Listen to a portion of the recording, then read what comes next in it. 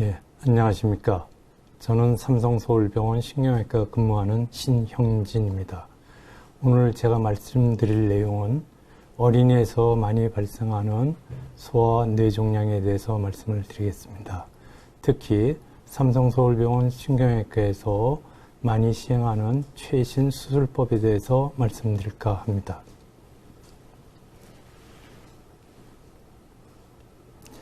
먼저 어린이에서 발생하는 소아 뇌종양의 특성에 대해서 살펴보도록 하겠습니다.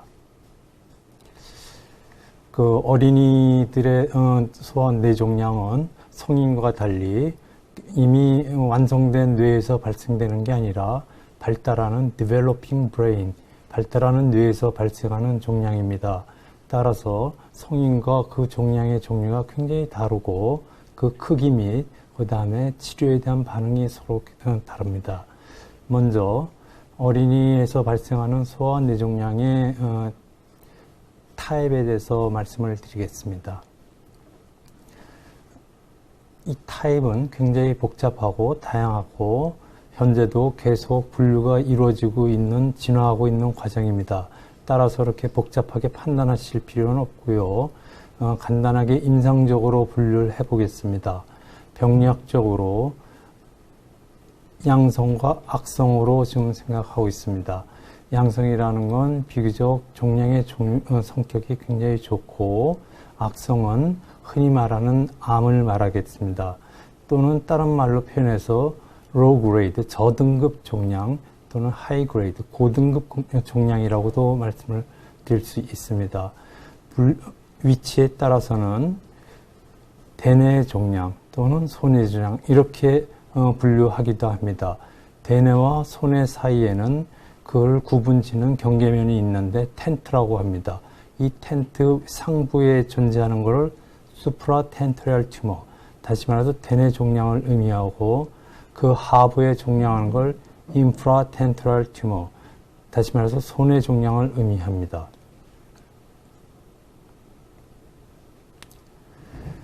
어린이들에서 발생하는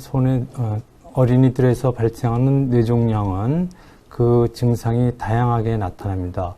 이 다양성은 주로 종양이 뇌의 어느 부위에 위치하느냐에 따라서 보통 나타나게 되는데, 그 밖에 어린이들의 나이 그리고 종양의 타입에 따라서 그 성격이 다르게 나타납니다. 그렇지만은 일반적으로 어린 아이에서 많이 발생하는 뇌종양의 증상으로는 두통이 많습니다. 두통은 특히 아침에 일어나는 모닝 헤드에이크가 굉장히 많습니다. 그 밖에 뇌압이 증가해서 나타나는 구토, 그 다음에 토하는 증상을 들을 수가 있습니다. 뇌에 자극을 해서 또 나타나는 뇌전증, 흔히 말하면 시조의 증상이 나타나기도 합니다. 여러 가지 운동 중추를 또 마비를 시켜서 나타나는 반신마비나 팔다리 마비 형태도 볼 수가 있고, 심부에서 나타나는 자극에 의해서 나타나는 여러 가지 눈의 사인이 나타나기도 합니다. 눈 떨림이 있는 안구진탕인 니스타무스도 나타나고, 그 다음에 시신경의 손상으로 인한 시력의 변화 또는 복시도 나타날 수가 있습니다. 호르몬 변화로 인해서 아이들이 성장이 되지 않아서 키가 작고 더 이상 크지 않는 그런 상태로 발견이 되기도 합니다. 그 밖에 여러 가지 호르몬의 변화에 의해서 다뇨증이 나타날 수도 있습니다. 그 밖에 언어 중추를 눌러서 그 언어 장애라든지 그 다음에 성격이나 정서의 변화도 일어날 수가 있습니다. 그러면 어린이 뇌종양에 대해서의 접근법에 대해서 말씀을 드리겠습니다. 먼저 어린이 뇌종양을 의심하면은 그 진단을 해야 하는데, 이 진단 방법은 최근에는 MRI라는 기법을 통해서 사진을 찍고 그 진단을 내리고 있습니다. MRI는 굉장히 발달된 그 이미징 형태로서 여러 가지 MRI를 찍을 수가 있습니다. 여러 가지 진단 MRI라든지 MRI를 이용한 혈관 검사, 그 다음에 기능성 MRI, 그 다음에 그 신경 전달 체계를 확인할 수 있는 DTI 이미지, 그 다음에 수술에 쓸 수 있는 내비게이션 MRI 등이 있습니다. 그 밖에 종양의 악성도를 확인할 수 있는 PET 검사도 있습니다. MRI는 전술환과 마찬가지로 3차원적으로 이미지를 구성할 수 있어서 굉장히 좋은 그 해부학적 그 형상을 보여줄 수가 있습니다. 그래서 MRI만을 찍어봐도 대부분의 종양의 성격이나 종양의 타입을 어느 정도 유추할 수가 있습니다. 그래서 최근에는 어린이 뇌종양이 의심이 될 때에는 MRI를 찍는 게 우선입니다. 이 MRI는 굉장히 정확할 뿐만 아니라 안전한 기법입니다. 그렇지만은 아주 어린 아이에게서는 때때로 수면 상태에서 찍어야 하기 때문에 MRI 시행이 어려운 경우도 있습니다. 이 MRI 테크닉은 굉장히 많이 발달을 해서 그 MRI의 여러 가지 테크닉을 이용해서 그 뇌종양의 성격을 구현할 수가 있습니다. 특히 MR 스펙트로스코피라는 기법을 통해서 뇌종양의 성분을 분석을 해서 이 뇌종양이 어떤 형태의 뇌종양이라는 것을 유추할 수가 있습니다. 최근에는 여러 가지 기능성 MRI를 시행을 하고 있습니다. 기능성 MRI라는 것은 뇌의 특정 부위의 기능을 확인할 수 있는 MRI입니다. 환자로 하여금 움직이게 하면서 MRI를 시행을 하면은 그 특정 부위의 MRI에 표시를 할 수가 있습니다. 이 MRI는 언어 중추를 확인할 수 있는 그런 MRI입니다. 이런 펑셔널 MRI는 미리 체크를 하면 종양과의 그 관계를 확인할 수가 있어서 수술할 때 이 위험한 부위를 피해서 수술을 할 수 있는 유용한 MRI 기법입니다. 그 밖에 Diffusion Tension Image라는 MRI 기법이 있습니다. 뇌에는 그 대뇌 피질에서부터 척추로 이어지는 신경 전달 체계가 있는데 운동 중추가 그에 속합니다. 이 신경 전달 체계를 이미지로 다 그릴 수가 있습니다. 그 이미지로 그린 그 신경 전달 체계를 종양하고의 관계를 비교하면서 수술을 할 수가 있어서 굉장히 유용한 기법입니다.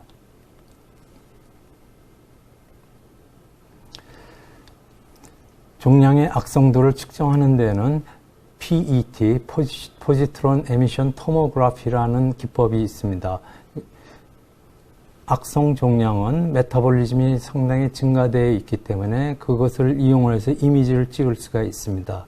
이 이미지는 그러나 그 해상도가 굉장히 낮기 때문에 기존에 찍은 MRI나 CT와 퓨전을 해서 영상도를 높이고 있습니다. 이게 바로 그런 예인데요. 이 핵의학을 이용하여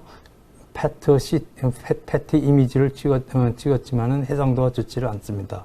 그렇지만 이 MRI하고 다시 퓨전을 하면 그 해상도를 높인 PET 이미지를 얻을 수가 있습니다.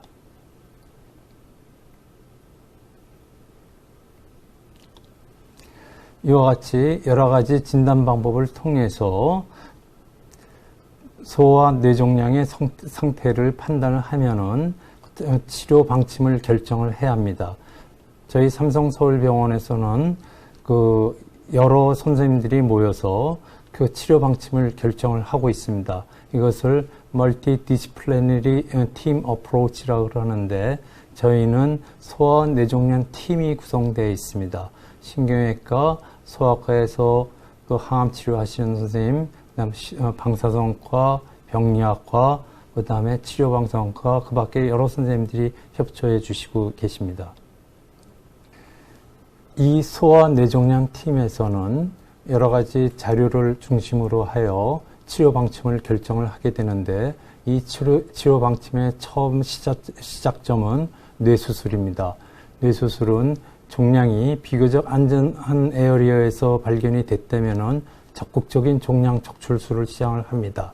그래서 수술을 끝나고 조직 검사를 통해서 종양이 양성으로 판단이 된다면 치료는 수술로 끝나게 됩니다. 그렇지만은 만약에 종양을 적극적으로 제거해서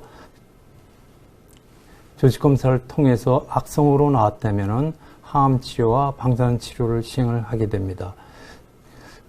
이 종양의 위치가 아주 위급한 곳이거나 아주 위험한 곳에 위치하거나 또는 여러 가지 신경학적 손상이 많이 남을 것으로 생각하는 곳에서 종양이 발생을 했다면은 조직 검사만 시행하는 경우도 많습니다. 이 조직 검사에서 만약에 종양이 양성으로 나왔다면은 관찰하는 경우가 많고 때때로 항암 치료와 방사선 치료도 시행을 합니다. 그렇지만은 악성으로 나왔을 때는 역시 항암 치료와 방사선 치료를 시행을 하게 됩니다. 그러면 다음에는 그 수술을 할 때 어떻게 하면 수술을 안전하게 할 수 있는지, 그리고 수술 후에 합병증을 줄일 수 있는 방법이 있는지에 대해서 연구해 보겠습니다. 저희 삼성서울병원에서 시행하는 소아내종양 수술에는 여러 가지 기법을 쓰고 있습니다. 최근에 많이 쓰고 있는 게 미니멀리 인베이시브 서저리, 최소 침습 수술법입니다. 그리고 이미지 가이디드 브레인 서저리, 그러니까 영상을 기초로 한 수술법입니다. 그 다음에 일렉트로피지올로지컬 모니터링, 그 인트라오퍼러티브 모니터링이라고 해서 신경 감시 체제를 수술 중에 시행을 합니다. 그리고 인트라오퍼러티브 이미징, 수술 중에 시행하는 이미징입니다. 미니멀리 인베이시브 브레인 서저리 최소 수술법은 기존의 수술은 수술 현미경화에서 종양을 크게 띄어나는데 보통 시행을 했습니다. 그렇지만 최근에는 그 상처 부위가 크기 때문에 작은 상처를 통해서 수술을 하는 기법을 이용을 했습니다. 이 작은 수술법을 뉴로 엔도포트 서저리라고 그러는데 이것은 기존에 사용하는 수술 현미경이나 수술 내시경을 통해서 시행하게 됩니다. 뉴로 엔도포트 서저리라는 것은 이와 같이 머리에 작은 상처를 내고 그곳에 작은 구멍을 통해서 수술을 시행을 하게 됩니다. 종양이 있는 부위에 작은 플라스틱 튜브를 박아놓고 이 작은 통로를 통해서 수술을 하게 됩니다. 이것은 실제적인 그런 수술법을 보여드리겠습니다. 보시다시피 지금 두개골이 2cm 정도로 열려 있고 그 작은 구멍을 통해서 엔도포트라는 플라스틱 튜브를 삽입하고 있습니다. 그러면 작은 통로가 이렇게 형성이 되는데 이 형성된 통로를 통해서 현미경을 들여들고 수술하는 모습입니다. 지금 작은 그 직경은 1cm 정도 되는데 미세 현미경 수술을 통해서 이 종양을 제거하고 있습니다.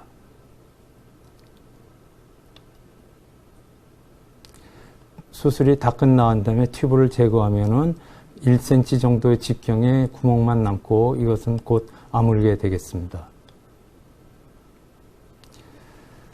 이런 최소 침습 수술은 이미지 가이디드 브레인 서저리를 통해서 가능하게 됐습니다.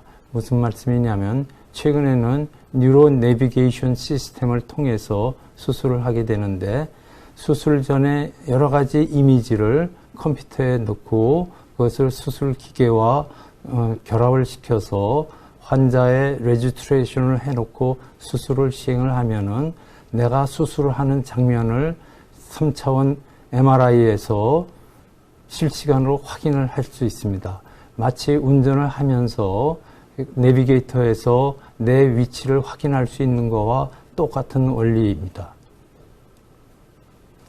이 뉴로 내비게이션 시스템에는 여러 가지 이미지를 다 넣을 수가 있습니다.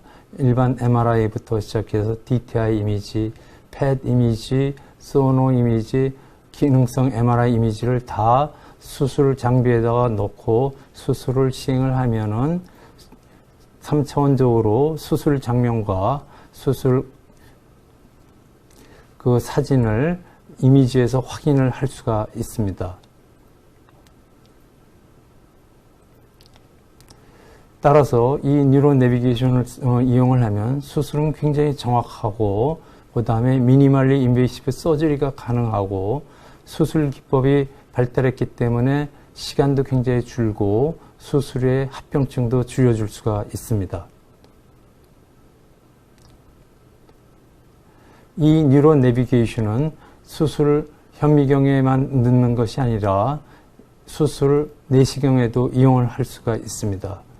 그러면 수술을 좀 더 정확하고 하게 시행을 할 수가 있습니다. 이것은 수술 현미경이 아니라 수술 내시경에 결합해서 시행한 수술입니다. 이렇게 실질적으로 확인을 하면서 내시경으로 또 종양을 확인하면서 수술을 할 수 있어서 굉장히 정확하게 미니멀리 인베이시브 서저리가 가능하게 해주는 그런 기법입니다.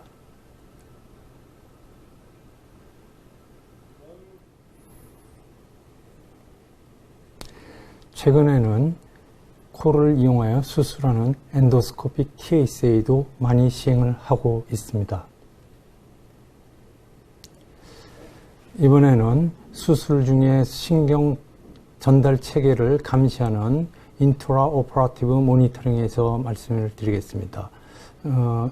수술실에는 수술자 이외에도 여러 선생님들이 존재하는데 한 분은 이렇게 구석에 앉아서 모니터를 보면서 웨이브를 보고 수술자에게 변화를 말씀을 하고 있습니다. 이런 감시 체제는 여러 가지 기법을 통해서 시행을 하는데 모터 이보크트 포텐셜은 운동 중추를 감시를 하고 센소리 이보크트 포텐셜은 감각 장치를 감시를 하게 됩니다. 그 밖에 시신경 감시 장치를 이용해서 VP를 시행을 하기도 하고 여러 가지 근육이나 안면신경 모니터링을 할 수가 있습니다. 마지막으로 수술의 합병증을 줄이기 위해서 수술 중에 발생할 수 있는 여러 가지 에피소드를 즉각 확인할 수 있는 인트라오퍼러티브 이미징에 대해 말씀을 드리겠습니다. 저희 삼성서울병원에서는 모바일 CT를 사용해서 문제가 생길 때는 곧바로 수술장에 CT를 도입을 해서 촬영을 하고 있습니다.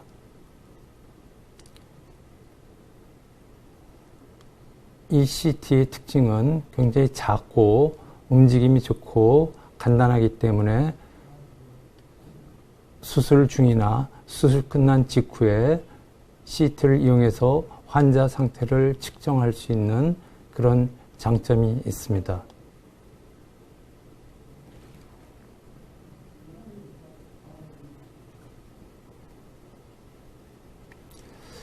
이와 같이 진단 및 치료의 수술에 대해서 말씀을 드린 다음엔 어떤 식으로 과정이 진행되는지 살펴보도록 하겠습니다. 수술 후에 종양을 떼어내면 그 종양은 병리과로 가게 됩니다. 물론 수술 중에도 프로즌 다이그노시스로 해서 동결 절편을 이용한 간이 검사를 시행해서 종양의 유무, 종양의 악성도를 확인을 하면서 수술을 시행을 합니다. 그렇지만은 대부분의 종양은 병리과로 넘어가서 정밀 검사를 시행을 하는데 최근에는 여러 유전자를 이용한 검사를 해서 굉장히 정확한 진단을 시행을 하고 있습니다. 정밀한 병리 결과를 기반으로 소아뇌종양 팀에서는 다음 치료를 계획하게 됩니다. 악성 종양의 경우에는 항암 치료를 하게 되고 방사선 치료도 시행을 해야 합니다. 방사선 치료 기법에는 여러 가지가 있는데 최근에는 프로톤이 도입이 되어 어린이 뇌종양에서 합병증을 줄이고 안전하게 치료를 마칠 수가 있습니다.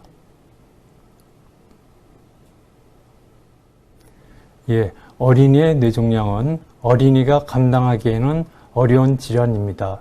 그러나 이 어려운 종양 치료를 환아뿐만 아니라 가족 그리고 치료를 담당하는 의료진이 합심하여 노력한다면 완치도 가능한 질환입니다. 감사합니다.